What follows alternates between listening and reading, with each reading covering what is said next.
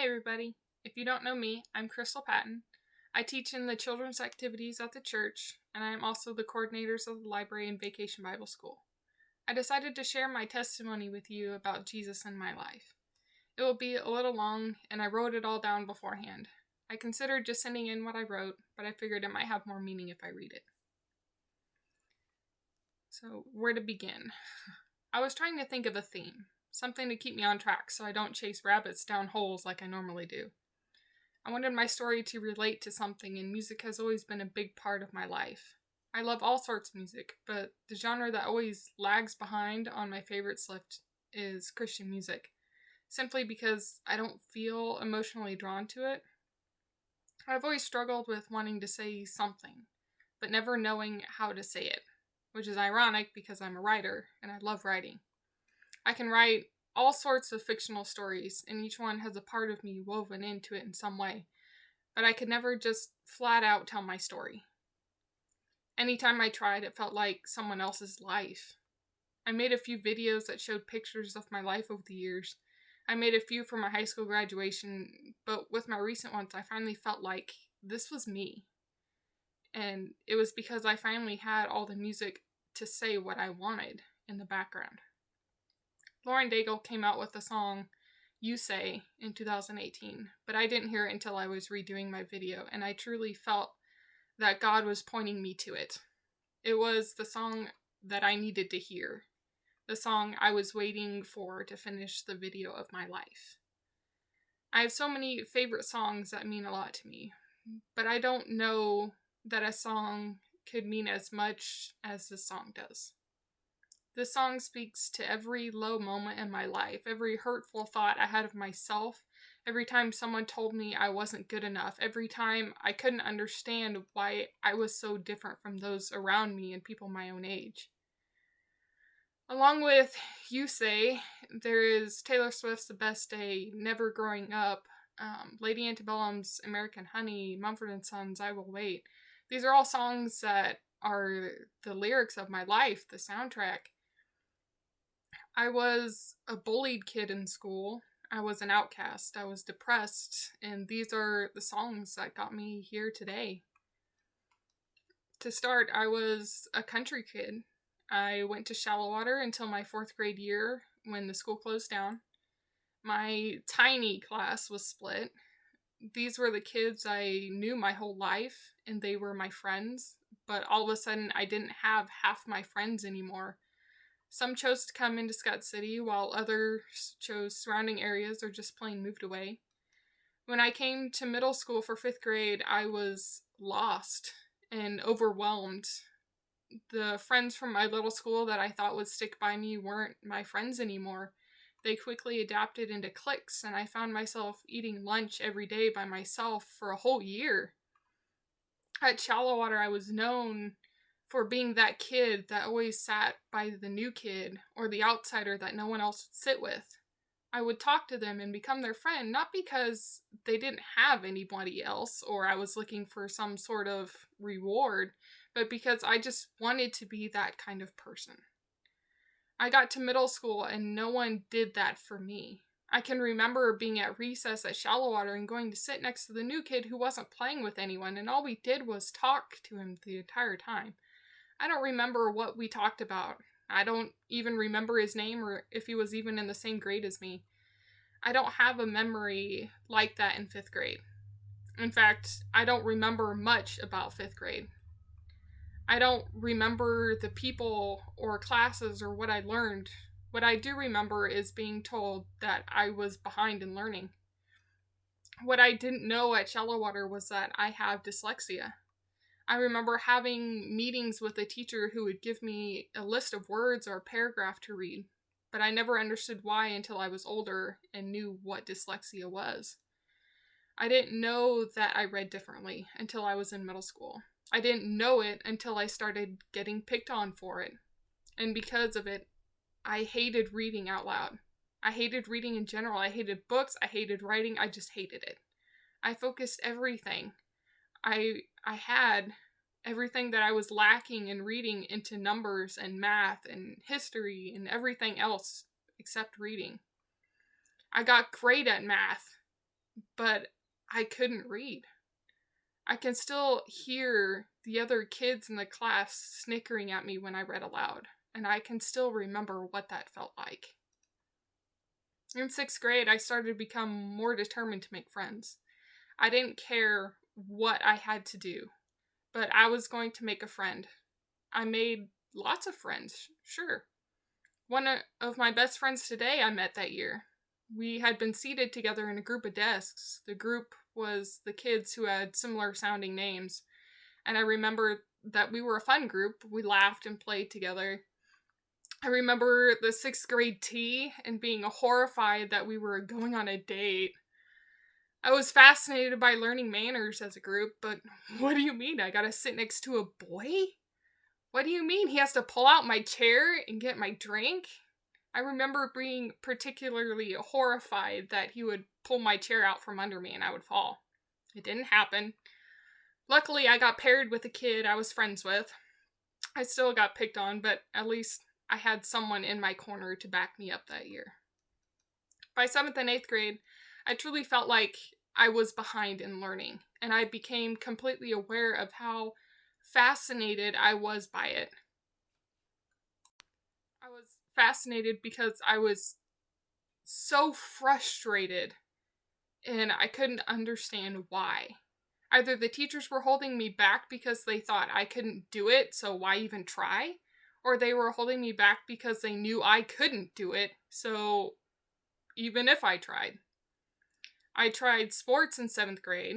I joined volleyball, and I loved it. I remember it being fun and challenging, and I loved my teammates and getting to play. I loved scoring points out for the team and how excited they were when we won. In 8th grade, I got hurt, and I couldn't play. The coach was nice enough to let me be a manager, but it wasn't the same. I wasn't a teammate anymore to them, and once again, I felt that I was the odd one out. In high school, I realized those friends that I had in middle school weren't my friends. I went from having a bunch to having 2 to 1.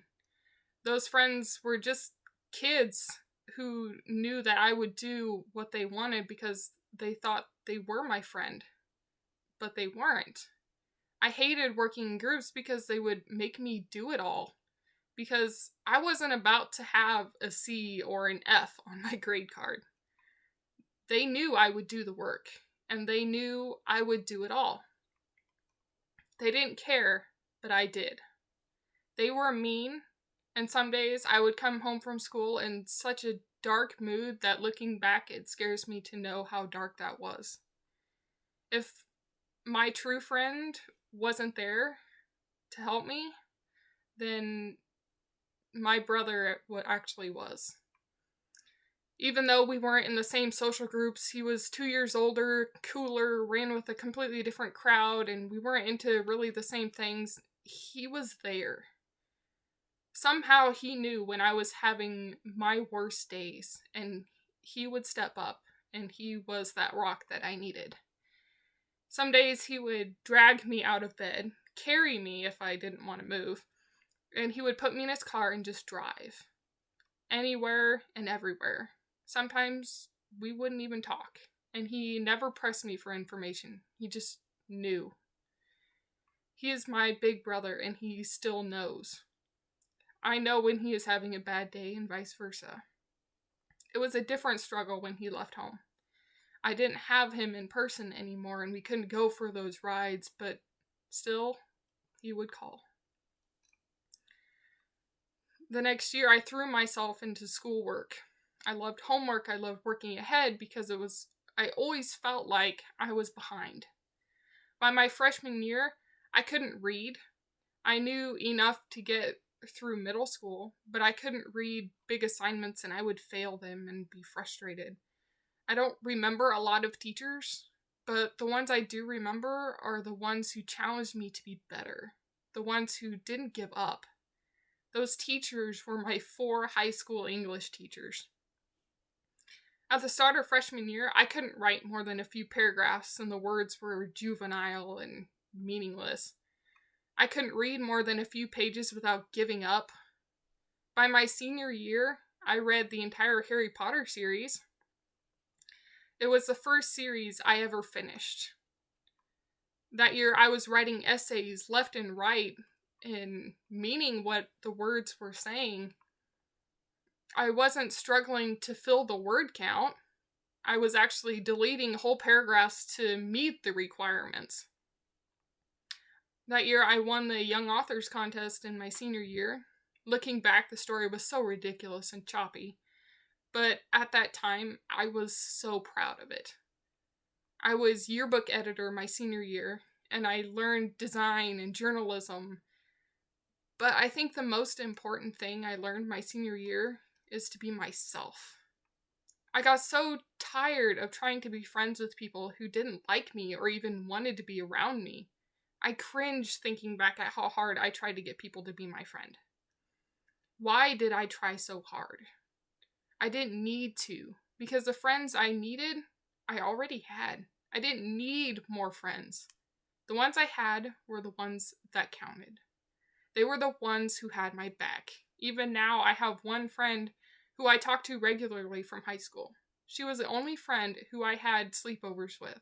She was the friend who came to my birthday parties. She was the one who stood by me in those dark times. Friendship is genuine and honest.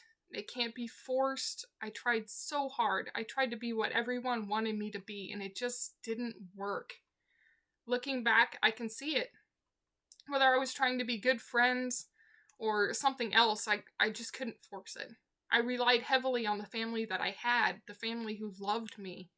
It took a long time for me to let go of the family who didn't care. I loved my patent grandparents, and I am lucky to have had that strong of an influence in my life. I cherish those memories with them and what I learned from them because I didn't get those memories from my other grandparents.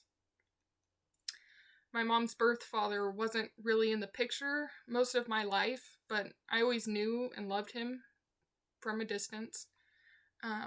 But my mom's parents weren't the greatest. I loved my grandfather, my step-grandfather, but I had to give him up to keep myself away from my grandmother. I don't think there was ever a time when she loved me or even liked me. I think she tolerated me because she had to. I don't have a good memory of her, maybe because I blocked most of it out. The memories I do have, some of them are the worst of my memories. I had nightmares all through my childhood about her hurting my family or me. I didn't develop those nightmares out of random and without cause. I didn't realize how much I should have been afraid of her until I was older. Looking back on those memories, I think I was afraid, but I couldn't understand how someone who was supposed to love me could hate me so much. She hated that I couldn't read right. She hated that I wasn't my brother, that I wasn't as good as him, and I never would be. She hated being around me. She would force me to take naps, and I learned pretty quick to pretend to be asleep when she came to check. I had to be convincing, or I would be punished. I remember being home alone, and she knew it, and she yelled at me and pulled my hair when I tried to hide from her behind the couch. I remember her screaming at me to read right when I was struggling with doing my homework at her house. I always thought it was me. That I was the one doing something wrong in some way, that I was wrong. I was 18 years old before I realized it wasn't me. When I realized it, I cut those ties immediately, and it has been the most peaceful years of my life since, and that is really saying something with all the stress and anxiety lately. You can't force yourself to be something you're not. In all those dark times, I had a friend with me all along, even though I didn't have a friend in person. That friend that was there was Jesus. I grew up in the church. I don't remember not being a part of the church. I remember running around the church and being a hooligan. To me, I didn't know that you chose to have Jesus in your life. I just thought everyone knew Jesus died for them, and what do you mean you don't believe in God? There were tough times of us not going to church because of personal reasons, and I remember struggling with it. I felt I wasn't worthy enough to have Jesus anymore. I didn't like that feeling. I needed Jesus. I needed that something, some way of connecting to him. I threw myself into what I could, and it happened to be Vacation Bible School. I didn't get along with the other kids my age. I had spent time in hospitals with my grandparents and working on the farm. I spent more time there than I did with friends and just being a kid. I felt older than them, and I wasn't interested in hanging out or partying or whatever they were doing. It was so juvenile to me. My first job at Vacation Bible School was taking pictures, because I didn't want to go to the class with the other kids. I was 11 years old, and I did not want to hang out with other people. The next year, I joined games as a helper, and I stayed there for years until I started to lead it myself. I rose in those ranks to today, when I am now leading all of Bible school. I went from being an awkward 11-year-old snapping pictures and planning the whole event. When it wasn't Bible school week,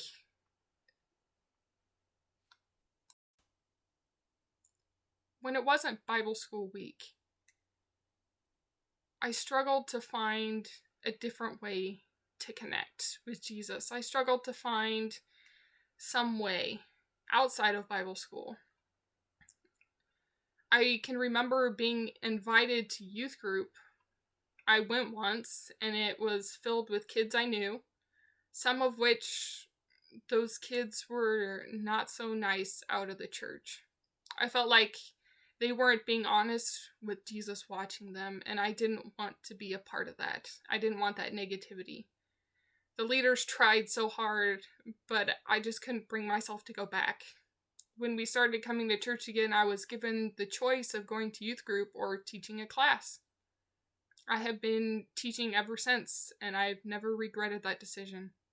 Seeing the children grow and learn made everything worth it. It gave me a purpose that I didn't know that I wanted or that I needed. When I went to college, I chose Kansas Wesleyan because Mom had gone there, and there were people that I knew there. It felt like another home. I knew that I would have people who could help me. But by the time that I got there, everyone had moved away. That support system I had vanished, and I was alone. The only silver lining I had at the start of that year was my roommate. I met her at Camp Lakeside the summer right before I left. She was older, and we really bonded. She felt like a big sister that I didn't have. She was that rock that kept me up straight. She chose to be roommates with me, and I honestly don't think I would have lasted as long as I did if it wasn't for her. The first couple of weeks, I was very dependent on her. I followed her around everywhere. But then I started making friends, and soon enough, I had a small group that I could sit with at lunch and hang out with. My roommate was a nursing major, and she was gone a lot, so my room became the hangout room. I had a giant TV, my whole dresser was filled with movies, I had a Wii and the PlayStation, and we would just camp out there and laugh and have fun. I have a lot of great memories from college, from that one year.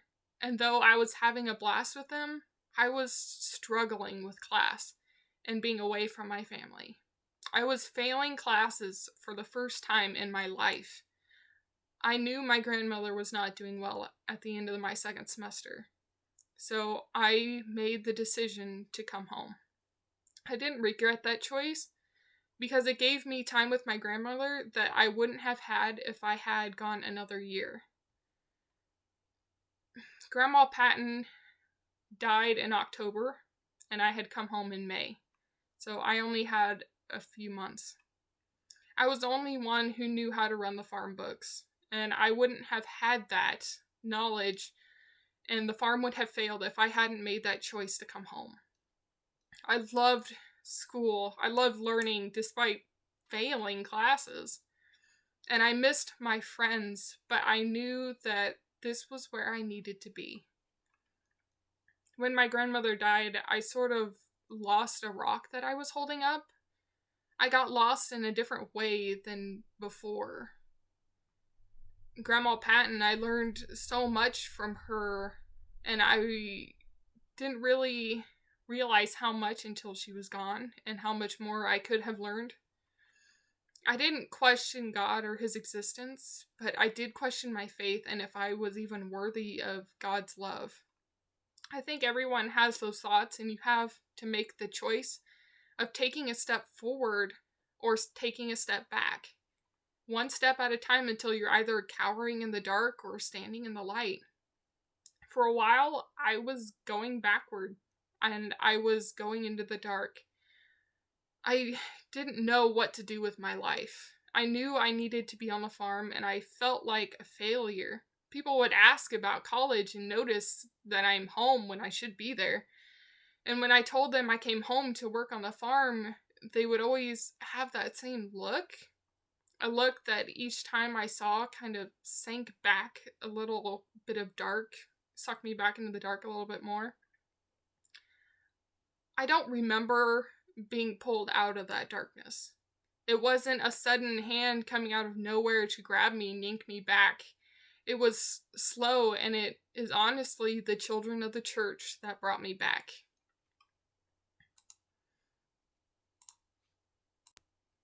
I made a choice when I started teaching that I would be a role model. The role model that I didn't have. I would be that listening ear and the shoulder to cry on. I would be that rock that would stand beside them and catch them when they fall and teach them and give them advice. I made that choice that I would be the role model to them that I did not have. And I wanted that. That decision saved me years later, because I was not about to fail them. I was not about to fail in front of them. I wasn't about to let them see me fall or see me depressed or angry. I wasn't about to let them second guess themselves like I did. I wasn't going to let them be depressed and bullied and hurt like I was. The day I realized it was the children who saved me was the day I knew Jesus was working through the children to save me, just as much as he was working through me to help them. There are still those days when I feel that darkness creeping up, days where I can't sleep because I have anxiety about everything, days when I'm angry and hurting and I may not even know why. In those moments, in those days, I know Jesus is there, walking right beside me. From every out of the blue text from a friend to see how I am on a day when I can't do nothing right. Every moment when I learn a lesson and know that it will come back around when a youth asks me for help with the same choice.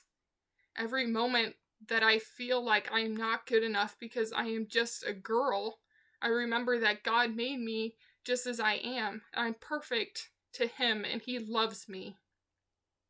Every morning that I feel like I can't get out of bed due to the depression and anxiety, I feel that pull from God that tells me to move, to take a step.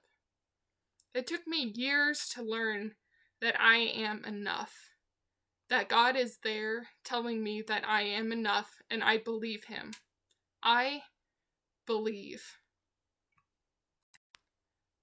So I'm going to attach my videos in the comments. You can watch them or not. You can watch one or all three. The first video is photos of me every year up until I turn 25. The song is set to Never Grow Up by Taylor Swift. I love this song and I relate to it because looking back, I wish I could tell my younger self to take your time, to slow down, to enjoy those memories. It's something I try to advise the kids I teach, that they need to remember those good times instead of dwelling on the bad, and to commit to memory those little things that make you smile because they will matter. They will get you through hard times. The second video is set to the song The Best Day by Taylor Swift. I know there's a lot of Taylor songs, blah blah blah, but her music really got me through some dark times. This video I chose because of its lyrics. They really describe my life, and I have synced specific photos to those lyrics. If you're going to watch only one video of the 3, pick this one because it means the most. The third and final video is a bit longer because it's 3 songs stuck together. Lady Antebellum's song American Honey covers my younger years from birth through middle school. Mumford & Sons' I Will Wait picks up with all of high school through graduation. Lastly, but certainly not the least, is Lauren Daigle's You Say. I chose her song last, not because it was the last choice, but because those lyrics are the soundtrack to my life at that point, where it picks up after graduation, clear through last year. So I hope you'll watch. If you don't, that's okay. Thank you for hearing my testimony, and I hope that it has touched you in some way or helped you with something that maybe you're going through right now. Thanks for watching, everybody. Bye.